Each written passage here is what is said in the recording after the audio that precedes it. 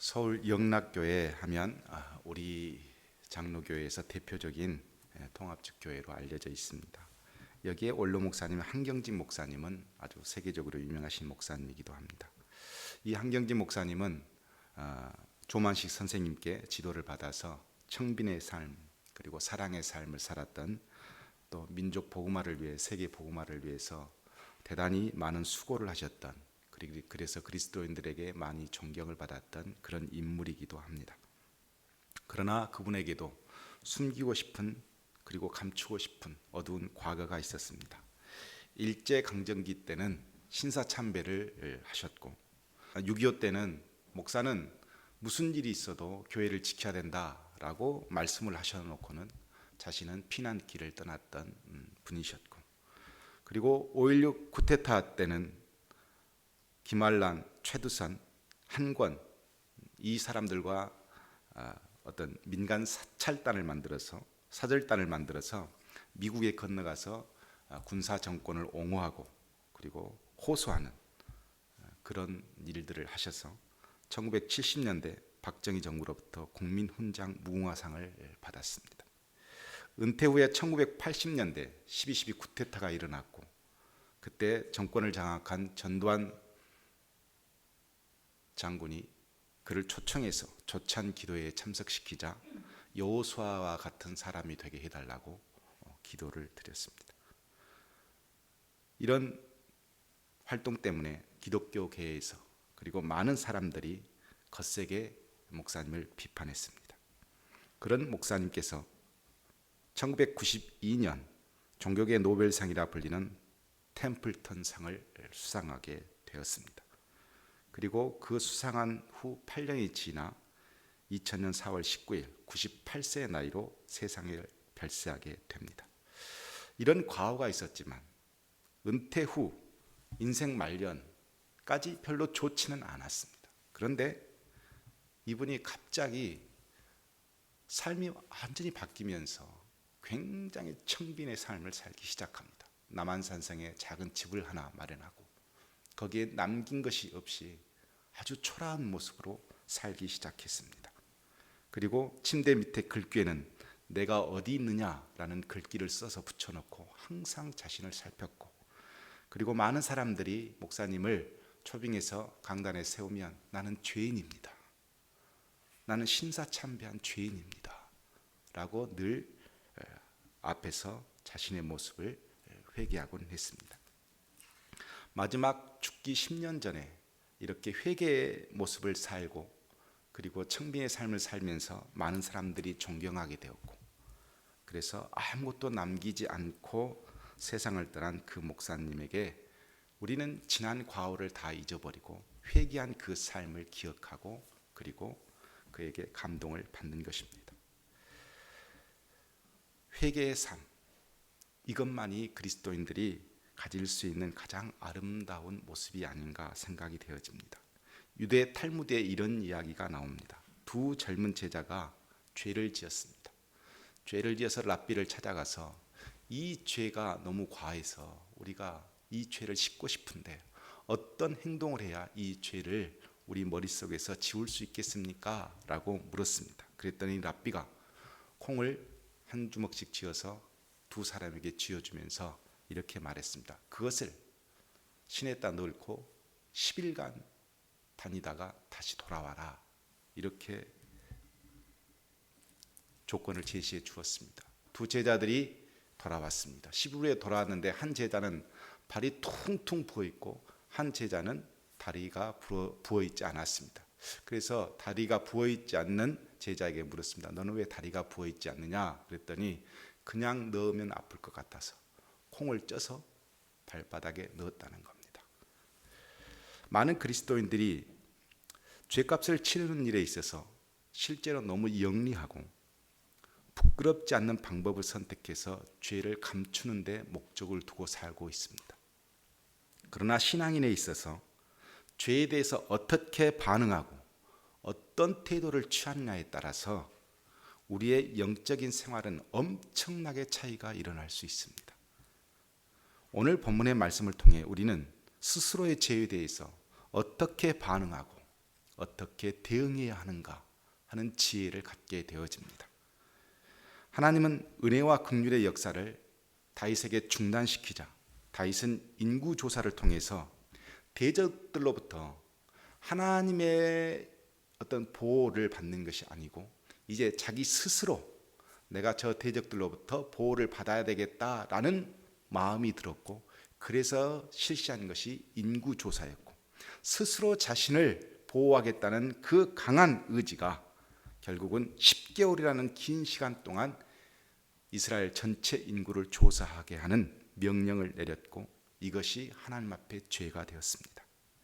10개월이 지난 어느 날 다윗은 하나님의 은혜를 통해 자신을 살펴보게 되었고, 하나님의 손을 떠나서 사람들의 손을 위해서 의지해서 자신이 왕권을 확립하겠다라는 그 죄를 깨닫게 되었고, 그래서 오늘 본문의 10절에 이렇게 기록하고 있습니다. 다윗이 백성을 조사한 후에 10개월이 지난 후에 그의 마음에 자책하고 여호와께 큰 죄를 범하였나이다 이렇게 고백하면서 종이 죄를 용서하여 주시옵소서 이렇게 기도하기 시작했습니다.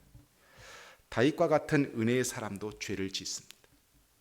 그러나 하나님의 은혜와 동행한 사람은 반드시 회개를 합니다. 이런 말이 있습니다. 저희 신학교 때 날아가는 새가 내 머리 위에 똥을 쌀 수는 있어요. 그럼 똥을 맞겠죠. 그러나 날아가는 새가 내 머리 위에 둥지를 트는 것은 막을 수 있다. 이런 말이 있습니다. 누구나 죄를 지을 수 있습니다. 똥을 싸는데 어떻게 하겠어요? 피할 수 없죠. 누구나 그 죄를 지을 수 있고 이 나약한 육신으로 누구에게나 하나님 앞에 멀어질 수 있습니다. 그러나 중요한 것은 그 죄가 일상이 되어서는 안 된다는 것입니다. 죄가 나를 지배하는 순간 우리는 하나님의 긍휼 안에서 살 수가 없기 때문에 나는 스스로 하나님의 은혜 아래 갇혀 있는 사람은 절대로 죄가 나를 지배하도록 그냥 두지 않게 됩니다. 마음에 자책하고 회개하게 되는 것입니다. 이렇게 자신의 죄를 깨달은 다윗에게 하나님은 선지자 갓을 보냈습니다. 그리고 죄의 대가를 어떻게 받을 것인가를 물었습니다. 13절에 보면 땅에 7년인데 사실은 3년이 맞습니다.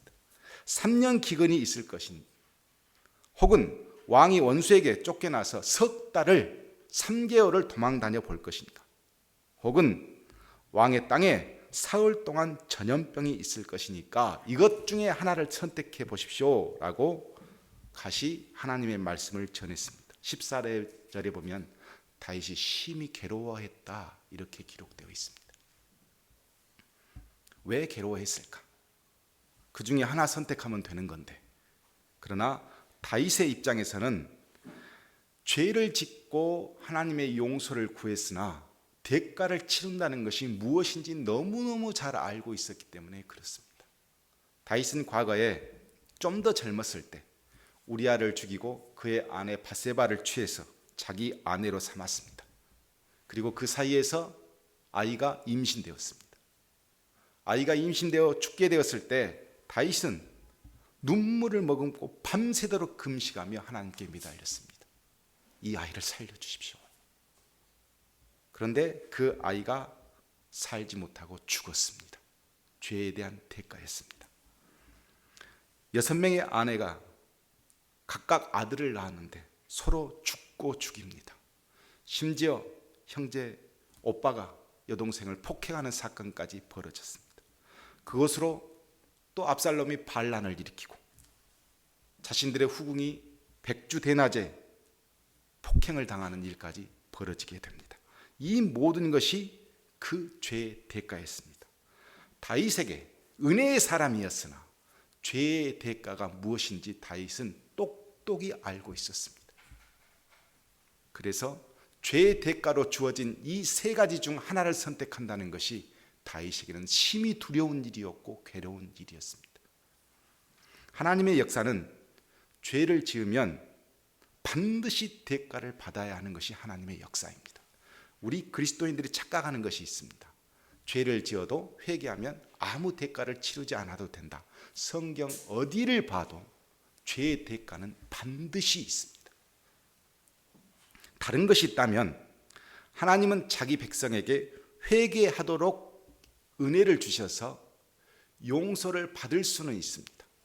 그러나 하나님의 백성이 아닌 사람은 회개할 기회를 주지 않아서 용서받을 기회를 주지 않습니다. 이것이 다르지, 세상 사람과 그리스도인들이 죄를 지으면 회개의 기회가 있느냐 없느냐만 다르지 반드시 대가는 우리에게 주어지는 것입니다.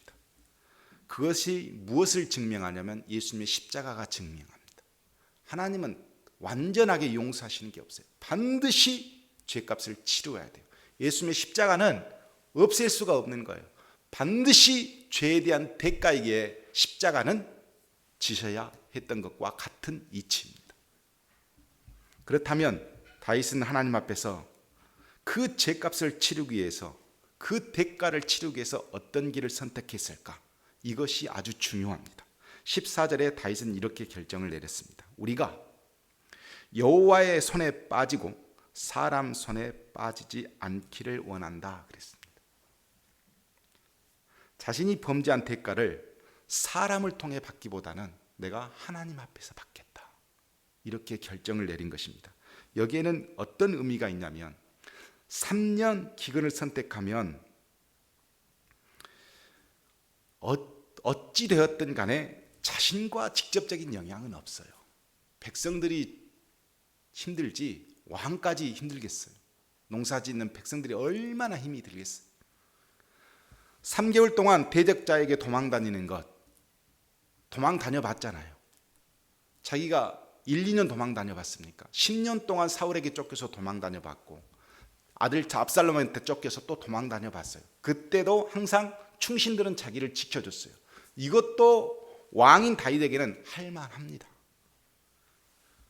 그런데 이것을 선택하지 않고 다윗은 내가 선택하지 않고 하나님께서 나에게 대가를 주시는 것을 내가 받겠다, 사람에게서 받지 않겠다라고 결정을 내려 결국은 전염병을 선택하게 됩니다.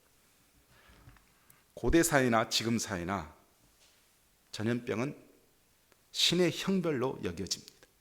우리가 전염병으로 얼마나 지금 고생하고 있습니까? 조선시대 홍역으로 많은 사람들이 죽었는데 1907년 숙종 때 기록을 보면 4월 평안대에서 홍역이 발생했는데 이 홍역으로 보름 만에 1만 명이 죽었다고 기록이 되어 있어요.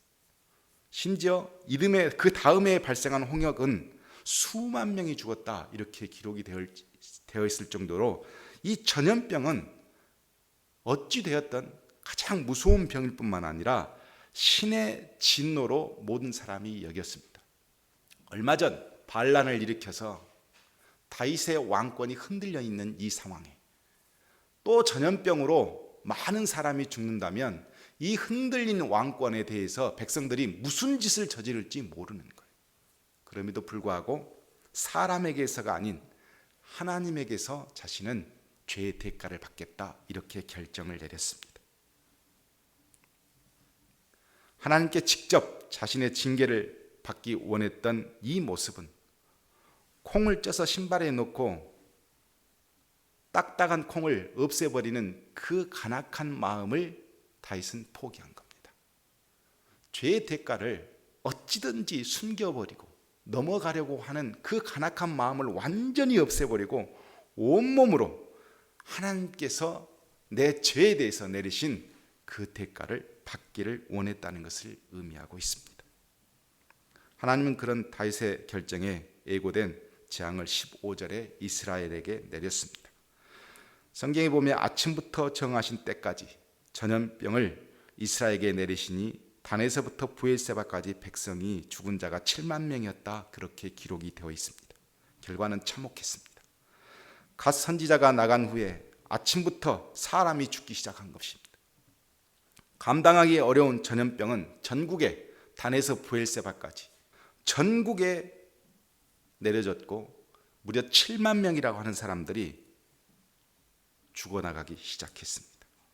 이때 다윗의 영안이 열려 백성을 치는 천사를 보게 되었습니다. 그때 온몸으로 재앙을 받고 있는 백성을 두고 18절에 다윗이 이렇게 또다시 회개를 합니다. 나는 범죄하였고 악을 행하였거니와 이 양 무리는 무엇을 행하였나이까. 원하건대 나와 내 아버지의 집을 치소서. 이렇게 다윗이 회개하고 있습니다. 내 백성이 무슨 죄가 있습니까? 내가 지은 죄니 나를 죽이시고 내 집을 치십시오. 이렇게 하나님께 기도를 드리면서 회개하는 것입니다. 사실 우리 본문 24장 1절에 보면 이 재앙의 시작은 이스라엘 백성들이 죄를 지어서 그렇게 되었다, 이렇게 기록이 되어져 있습니다. 다윗의 죄뿐만이 아니고 이스라엘 백성들 전체가 죄를 지었기 때문에 하나님께서 내리신 징계였으나 다윗은 이스라엘 백성도 죄를 짓고 나도 죄를 지었으니까 같이 받는다, 이런 개념이 아니고 자신이 죄를 지었다고 생각하는 거예요. 너도 문제고 나도 문제가 아니에요. 내가 문제예요. 이게 회개입니다. 이게 진짜 회개입니다. 다윗의 애절한 부르짖음에 16절에 하나님은 더 이상 재앙을 내리지 않기로 결정하셨습니다. 성경에는 아침부터 정하신 때까지 3일간 전염병이 있었다고 기록되어 있지만 사실은 원문적 해석으로 보면 전염병은 3일간 이루어지지 않았습니다. 중간에 중단되었습니다. 하나님께서 뜻을 돌이켜 천사에게 더 이상 이 재앙이 내리지 않도록 중단시켜버린 것입니다. 사실 다윗은 하나님의 그런 긍휼하심이 있을 것이라는 믿음이 있었습니다. 14절에 보면 여호와께서 긍휼이 크시니 라고 고백하고 있는 것을 보면 사람의 손에 맡기지 않고 여호와의 손에 맡기면 여호와께서는 틀림없이 나에게 긍휼을 베풀어 주실 것이다. 이 믿음이 다윗에게 있었기 때문에 전염병 3일이지만 하나님의 긍휼은 우리에게 틀림없이 임할 것이다 라는 믿음이 있었기 때문에 그는 그렇게 온 몸으로 하나님 앞에 재앙을 받기로 결정한 것입니다.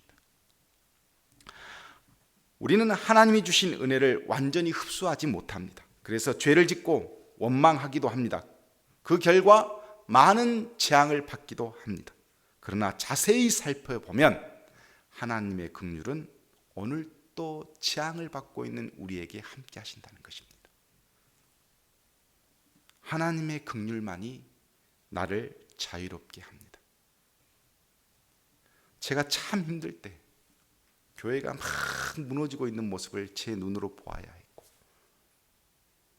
그래서 그 무너져가는 교회를 보면서 제가 제 스스로를 하나님 앞에 내려놓으면서 무엇이 문제였냐면, 내가 죄인이었구나. 내가 죄인이었는데 하나님께서 이렇게 나를 죽이시지 않고 교회에 힘든 일을 주셨구나. 그것을 깨달으면서 기도하는데 제 마음에 무슨 마음이 생겼냐면, 하나님의 긍휼이 없다면 나는 죽었구나. 나는 도저히 살 수 없었구나 라는 것을 느끼게 된 겁니다. 그래서 제가 그때부터 좋아하는 말이, 하나님의 긍휼이 나를 자유롭게 한다라는 것을, 저는 그 글귀를 제가 만들었지만 너무너무 좋아합니다. 우리가 이렇게 자유롭게 세상에서 살아갈 수 있는 이유, 우리가 완전하기 때문이 아닙니다. 하나님의 긍휼하심이 우리에게 자유를 주셨기 때문에 우리가 사는 겁니다. 다윗은 하나님의 긍휼을 받은 사람이었습니다. 다윗은 하나님의 긍휼과 동행할 수 있는 사람이었습니다. 그래서 그는 자유롭게 된 사람입니다. 말씀을 마치려고 합니다. 마태복음 12장에 보면 예수님께서 귀신 들려 말 못하는 사람을 고쳐주셨습니다. 그때 바리새인들이 예수님의 치유의 능력을 두고 틀림없이 귀신, 마귀의 왕 바알세불의 힘을 얻어서 귀신을 쏟아낸다, 이렇게 결정을 내리고 그렇게 말을 쏟아내기 시작했습니다. 이 말을 들은 예수님께서 이렇게 말씀하십니다. 내가 너희에게 이르노니 사람에 대한 모든 죄와 모독은 사하심을 얻되 성령을 모독하는 것은 사하심을 얻지 못하고 또 누구든지 말로 인자를 거역하면 사하심을 얻되 누구든지 말로 성령을 거역하면 이 세상에 오는 세상에서도 사하심을 얻지 못하리라 그랬습니다. 어떤 사람이든 어떤 죄를 짓든 하나님의 긍휼 앞에서 죄를 용서받을 수 있습니다. 그러나 성령을 모독하는 행위는 절대 용서받지 못한다는 내용입니다. 누구든지 예수님께서 주신 복음을 거부하고 비방할 수 있고 거부할 수 있습니다. 그러나 이것은 용서받습니다. 그러나 성령의 내적 증거를 의도적으로 거부하는 것은 절대 용서받지 못한다. 이런 말씀입니다. 이 말씀은 무슨 말씀을 의미하고 있냐면 자신의 꾀를 발휘해서 콩을 쪄서 발바닥에 대는 사람은 절대 용서받지 못한다는 거예요. 결국 다윗은 우리처럼 똑같이 유혹에 넘어가고 어쩔 때는 하나님이 없는 것처럼 남의 아내를 데려오기도 하고 사람을 죽이고 살인하기도 합니다. 사람들은 복음의 말씀을 무시하고 독단적인 행동을 하기도 합니다. 그러나 이 모든 것들은 하나님의 긍휼하심으로부터 징계도 받지만 그러나 용서도 반드시 받습니다. 그런데 성령이 주시는 감동을 의식적으로 무시하고 거부하면 이것은 성령을 모독하는 행위가 되기 때문에 절대 용서받지 못한다는 겁니다.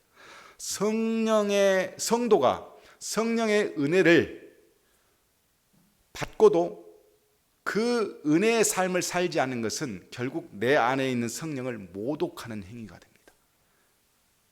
은혜를 주시고 감동을 주심에도 불구하고 끝끝내 회개하지 않는 거예요. 회개할 수 있도록 계속해서 사건이 일어나고 회개할 수 있도록 주위에서 계속 하나님의 말씀을 줌에도 불구하고 끝끝내 그 음성을 무시하고 회개하지 않으면 절대로 용서받지 못한다는 거예요.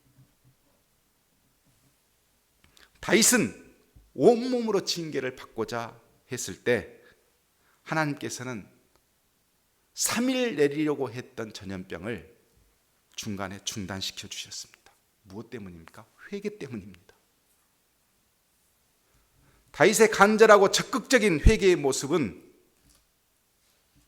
결국 하나님께서 그를 사랑하고 그것을 통해서 다른 길로 인도해 주고 역사해 주시는 겁니다.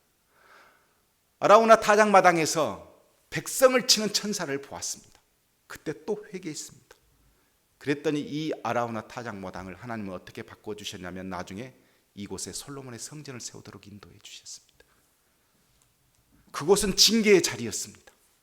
그러나 회개했더니 그곳을 성전의 토로 삼아 주셨습니다. 콩을 쪄서 징계를 받는 얄팍한 기술로는 절대 하나님의 역사를 이룰 수가 없습니다. 어찌하든지 내가 죄를 지었으면 회개하고 온몸으로 그것을 받아내면서 주님 앞에 자신의 모든 것을 내려놓을 때 하나님은 거기에서 영적 유산을 우리에게 또 남겨주시는 것입니다. 우리는 다윗의 죄에 대해서 어떻게 반응해야 될지 분명한 자세를 배우게 됩니다. 첫 번째, 하나님의 징계를 받아들여야 하는데 중요한 것은 새가 내 머리 위에 똥은 싸도 절대 둥지를 틀지 못하게 만들어야 된다는 것. 내가 죄를 지어도 절대 그게 일상이 되어서는 안 됩니다. 반드시 둥지를 틀지 못하도록, 죄가 나를 지배하지 못하도록, 마귀가 내 마음대로 나를 휘저지 못하도록 우리는 회개해야 합니다. 두 번째, 죄의 대가로 주어지는 이 하나님의 징계를 내 얄팍한 깨로 넘어가려고 하지 말아야 된다는 겁니다. 하나님은 징계를 내릴 때 우리가 철저하게 온몸으로 그 징계를 받으며 회개하기를 원합니다. 그런데 그거를 얄팍하게 넘어가려고 합니다. 그것을 창피하니까, 드러내면 모든 사람이 아니까, 그렇게 되어지면 내 명예가 실추되니까 어떻게 해서든지 기술을 써서 얄팍하게 넘어가려고 하는 순간 회개가 아닙니다. 기술이 드러날 뿐입니다. 영적 기술로 하나님께서 주시는 징계를 넘어가려고 하는 순간 우리는 다 죽습니다.